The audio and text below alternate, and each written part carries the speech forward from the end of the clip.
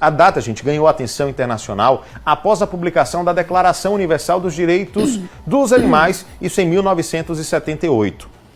Criado pela Unesco, o documento determina que os seres humanos têm o dever de proteger e respeitar os animais. Nós vamos ampliar esse assunto agora com a nossa convidada de hoje, que já está com a Aline Aragão.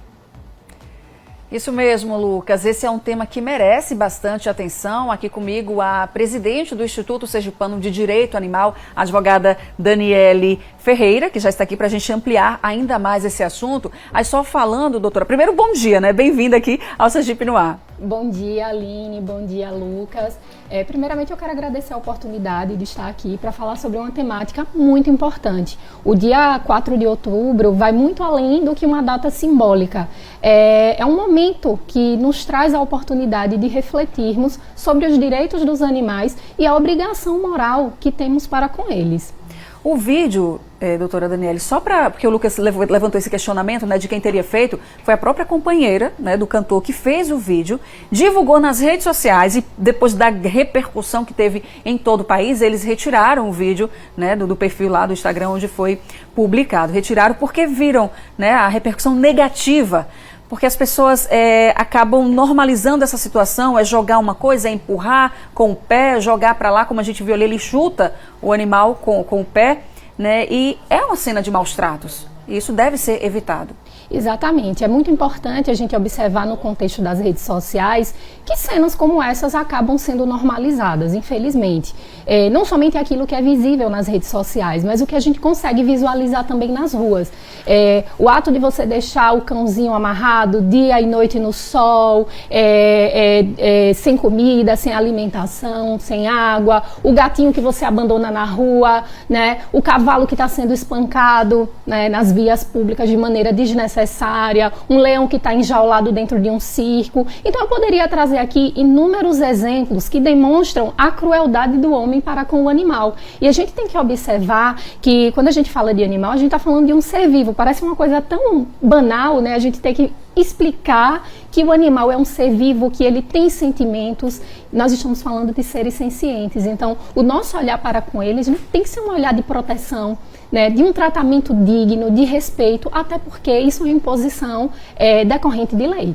A gente tem cenas lamentáveis, episódios lamentáveis, você mesmo já esteve aqui trazendo pra gente, a gente mostra quase que toda semana no nosso departamento de jornalismo episódios, né, de maus tratos de animais, mas a gente pode falar de avanços também em relação à proteção. Aracaju ganhou bastante com a Delegacia de Proteção Animal. Exatamente, a gente pode observar que a chegada de uma delegacia especializada no combate a crimes contra animais é uma sinalização do poder público no entendimento do seu dever de cumprir o que está na legislação. É muito importante a gente observar que a legislação que protege os animais no Brasil e no mundo não é uma legislação recente, já é uma legislação que tem um tempo. Lucas citou aqui a Declaração Universal dos Direitos dos Animais do ano de 1978, né? Inclusive a gente até pode citar que um dos eventos que de uma certa maneira também chamou a atenção do mundo para que se existisse uma data em proteção aos animais foi a convenção que ocorreu na cidade de Florença no ano de 1931, onde ecologistas naquela cidade se reuniram e debateram a necessidade também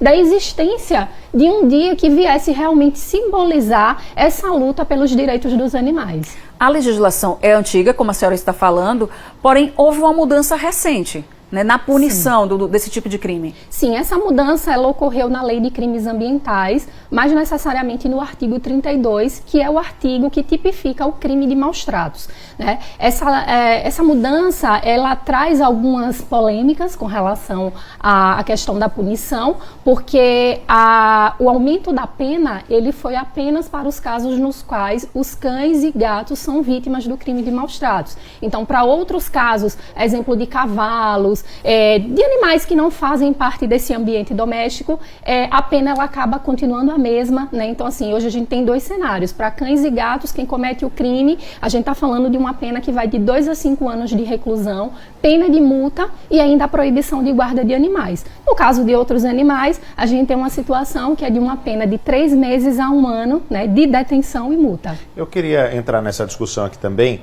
porque a gente está falando de questões relacionadas à punição e aos crimes que crimes que estão ligados à violência contra o animal.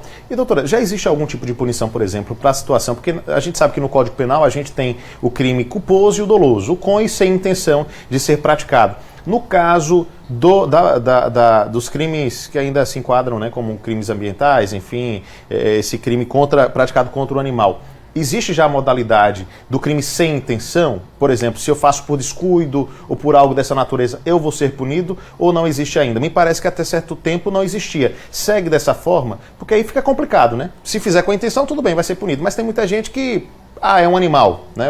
Tentando entrar na cabeça das pessoas. É um animal, não precisa tomar tanto cuidado. E aí age sem o devido cuidado, sem a devida perícia, trata de qualquer jeito e depois diz, não, mas eu não tive a intenção de machucar e de ferir. E aí fica tudo certo porque a legislação não cobre esse tipo de crime. É dessa forma ou já houve alguma mudança? É muito, muito importante essa observação que você fez aqui, viu, Lucas? Porque, infelizmente, o crime de maus tratos, ele só é admitido em sua forma dolosa, ou seja, quando o agente ele tem a intenção de praticar o ato.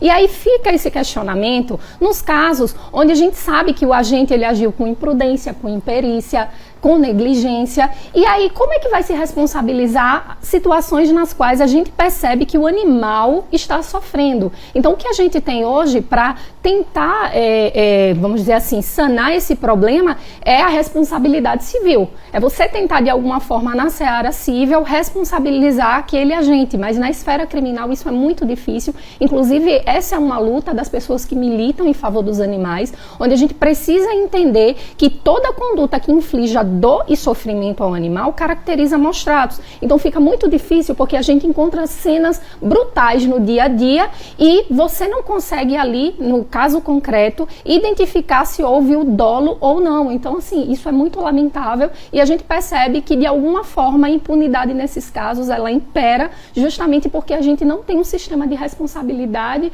na qual aquela pessoa vai ser de fato punida. Isso mostra, Lucas, doutora Daniele, que a gente tem muito ainda a avançar, com certeza, né, nesse sentido. Mas no caso do crime configurado, a pessoa tem informação de um animal que está sendo maltratado, como ela pode denunciar? É muito importante que as pessoas compreendam que quando a gente vai denunciar um crime, qualquer que seja ele, a gente precisa estar munido de elementos. Até porque vai se iniciar uma investigação contra aquela pessoa, certo? E essa investigação, a polícia vai precisar de provas. Essas provas é que vão demonstrar que de fato ocorreu um crime. E no caso de maus tratos, muitas vezes é difícil. Porque como se fala, é um animal, eu não quero me indispor com o meu vizinho, eu não quero me indispor com um familiar, ou até mesmo com o meu patrão, sabe? Então as pessoas acabam criando muitas dificuldades. Só que a gente percebe também uma conscientização. E é muito importante que essas provas, elas sejam reunidas e a gente sempre ressalta, além dos vídeos, das fotos, ter a coragem também de depor, porque a gente percebe que as pessoas sabem que no dia a dia ocorrem muitos casos. A gente viu aqui a questão do abuso sexual e pasmem vocês, nós temos inúmeros casos de animais que são abusados sexualmente. E as pessoas que vivem num contexto desse, conseguem observar o animal num cenário de abuso, ainda temem também fazer a denúncia. Um absurdo. Doutora, se deixasse a gente ia continuar conversando um tempão aqui, mas a gente precisa seguir com o programa. Muito obrigada pela participação, né, pela gentileza de vir até aqui e trazer essas informações, porque é um assunto relevante, merece toda a nossa atenção e a senhora é sempre bem-vinda. Agradeço, Aline e Lucas. Perfeito, vamos seguir aqui.